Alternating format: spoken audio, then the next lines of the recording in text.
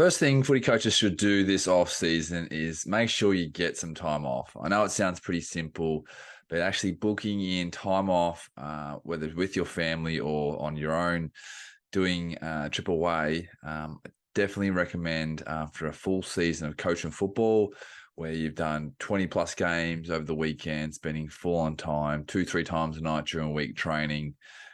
Many hours outside of that, thinking about it, writing up training plans, communicating athletes and staff. And it is imperative that you get some time off just to give your body a chance to relax, reset, recuperate, recharge.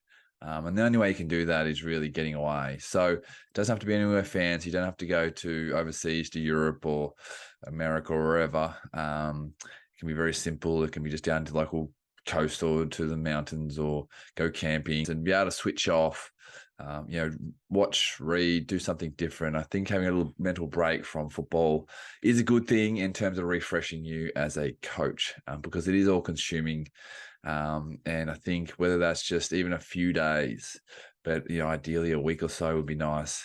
During the season, you really don't get the chance to spend all the time you'd like to with your family. Being away, imperative again to spend time with your family, and really enjoy that moment, especially if you've got a young family. I know I have 2 boys under 4 this season, and to be able to spend time with them. So make sure you really spend time with your family, and following on from that with your friends. So make sure you book in time with your friends.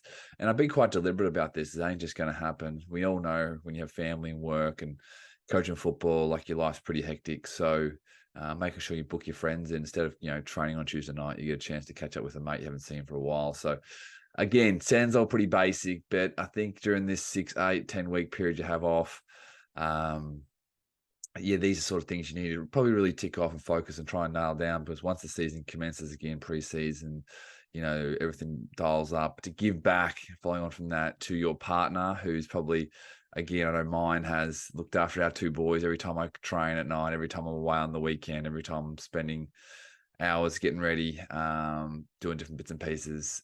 She's done a heap of work. So giving back, so giving her time to do some extra time by herself, her own jobs, her go down the street and drink coffee or whatever it is, it goes back to your holiday too. So it's almost a holiday for them as well, for all the work they've put in behind the scenes while you've been able to live your dream as a coach, or follow your passion as a coach.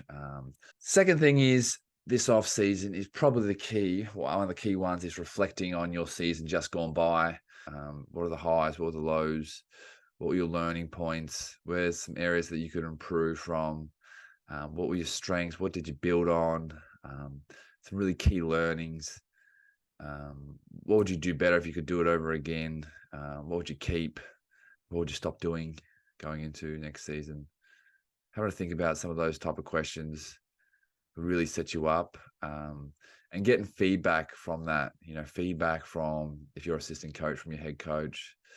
If you're the head coach, maybe from the general manager or president, or from assistant coaches as well, seeking some feedback of how you went about it and anything they would recommend that you could do better. Or and from that, the flip side is looking through the front window of the car analogy, where you're headed to. So where you're going into next season, and probably first and foremost, literally the coming season, 6, 8 weeks away, what your role is going to be, and having those conversations with, if you stay with the same club, same role, what that looks like, whether you're progressing. Think about where you sort of want to be 3 years from now, maybe 5 years, whatever works for you best.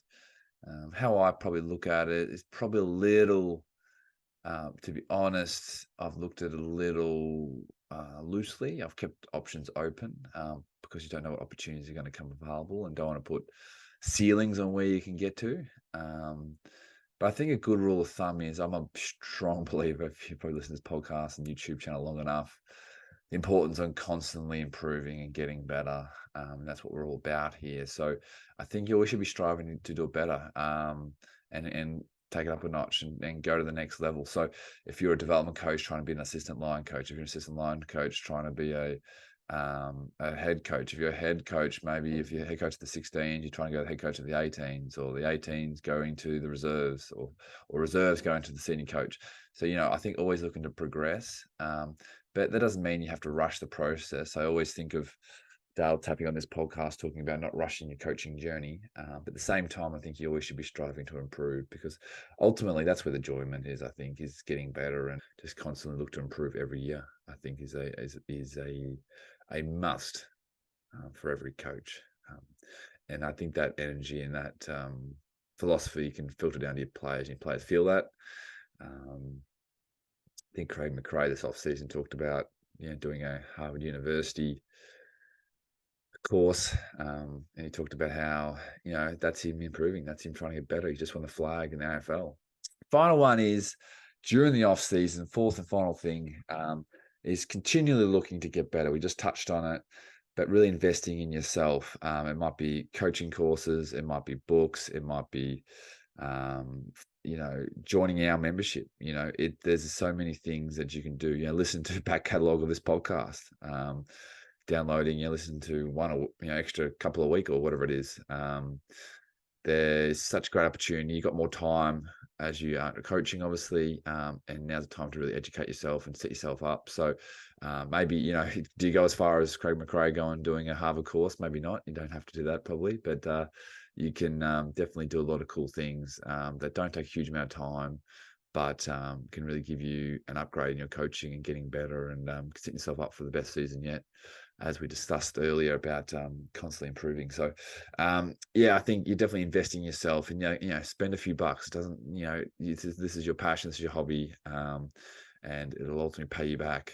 So there you have it. There are 4 things every coach should do this off season, starting off with number 1, having some time off, spending time with the family, really enjoying your break from the busy football season. The second one is obviously reflecting on your past season, looking through the rear view mirror and reflecting on the strengths and things to work on and improve on, and really taking those learnings into the coming seasons. Third thing is looking forward, where you want to get to, where your coaching wants to be in 3 to 5 years, and having those discussions and getting your coaching for the following season in place to meet those pathways and those plans and aspirations that you have for yourself. And fourth and finally is making sure you get better this off season by investing in yourself, whether it's through books, documentaries, podcasts, joining our membership, doing coaching courses, whatever it is, making yourself better this off season. So hope that helps. Hope that a few things, if you aren't doing them already, maybe might kickstart you this off season as release this on the 1st of November. And hopefully that makes you a better, happier, and more fulfilled coach next season.